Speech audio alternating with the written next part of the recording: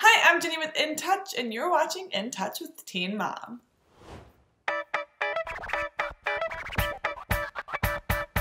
This week's Daddy Drama segment isn't about the fathers of the franchise, it's all about the moms. Let's just say some serious went down during the premiere of the latest episode. First off, Kail wasn't in the most recent episode, and according to Briana, it was because she was cut. In an interview with Celebuzz, Briana gave a statement about the news, alleging that the reason Kail wasn't in the episode is because she didn't film her September arrest for the show. She said, quote, Kail is sitting on the show legitimately filming about a wallpaper color choice when she could be filming about a domestic abuse situation with Chris that I was told she was trying to hide. This was back when Lux's hair was cut and she was allegedly arrested for allegedly getting into a physical altercation with Chris.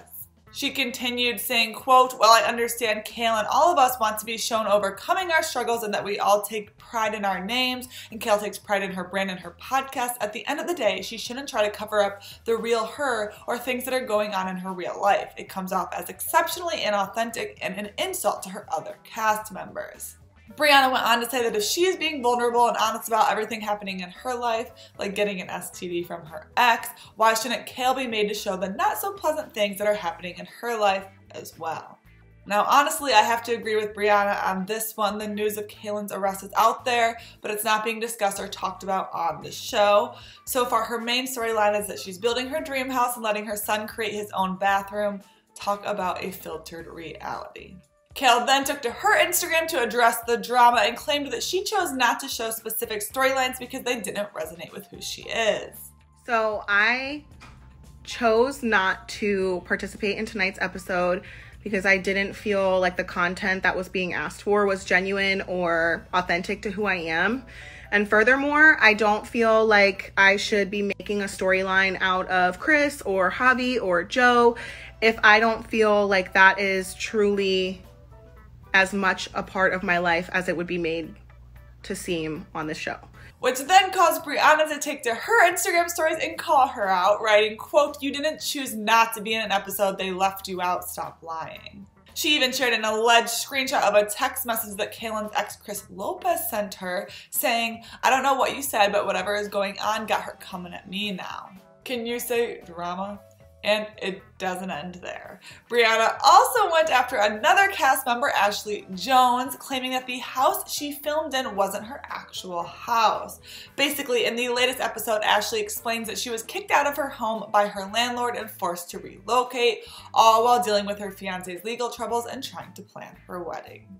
Later in the episode, we find out that Ashley and Bar were able to find a new place, and we see footage of them in a beautiful and spacious new home, which Briana claims isn't their actual house. Taking to her Instagram stories, she wrote, quote, Ashley's house ain't really her house, MTV films at a rental. Kail doesn't want to film about breaking and entering into Chris's mama's house and beating him for cutting his child's hair. Bye y'all, be real authentic for once. Leave the franchise if you don't want to show your real life. Now, Ashley denied the allegations that the scenes were shot in a rental house, but that didn't stop Briana from continuing, writing, quote, I take pride in the townhouse I bought with the money I earned by filming my true story. My name and brand ain't fake. Let's all get a grip. I don't fake scenes. I don't ask MTV to use a different house to film in, and I don't hide anything. And I'm always honest. I don't hide from the crew when it's time to film a true story. Listen, I'm just gonna say it, Briana has a good point, but this is also coming from the same person who didn't want her new relationship with her now fiance filmed. At the time, she had said, quote, he doesn't really understand the whole TV life, so I try to keep him separate as much as I can, which is a struggle for me because I feel like I'm living a triple life, mom life, TV life, and then girlfriend life. We appreciate the honesty at least. Moving on to some Teen Mom news, the most recent episode of Teen Mom 2 was intense. Let me break it down for you. Jade went ahead and got her Brazilian butt lift, lipo 360, and fat transfer to her breasts. Like Briana had hinted at, the recovery process is excruciating, and that is exactly what Jade experienced.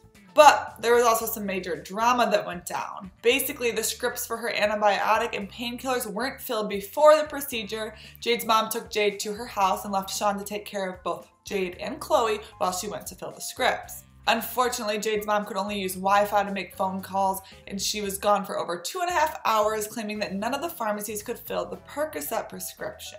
It was a high-stress situation, to say the least. Now, Briana DeJesus thankfully showed up to help Sean take care of Jade, and this was my personal turning point with the reality star. Prior to this episode, I had no strong feelings on Briana, whether it was good or bad, but after seeing how she handled the situation with Jane, I am a fan. Girlfriend stayed calm while Sean was understandably losing his shit. She helped take control of the phone calls to both the hospital and Jade's mom.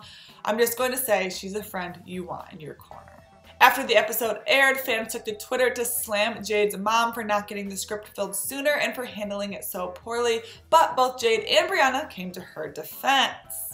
Briana tweeted, "I wanted to come on here because I'm seeing a lot of bashing when it comes to Christy. Leave her alone. Nobody really knows what happened. She didn't have a cell phone that was with service. She only had a car GPS. She tried and I feel bad because that's Jade's mom at the end of the day." Jade also addressed the situation, writing that recovery definitely didn't go as planned, but sometimes that's how life is. It's over and done with. We've all moved on. Y'all want me to hate my mom over this shit, which is crazy. You people of misery, lol. At the end of the day, that's my mom, and I love her. In the latest episode, we also see Leah's daughter Allie get a new wheelchair, and it was definitely a moment as the show shared a flashback to when she was just 7 years old and getting her first wheelchair. Talk about an overall emotional episode. Now, before we can end this week's In Touch with Teen Mom, I've got to share my favorite moment from the episode. Enjoy.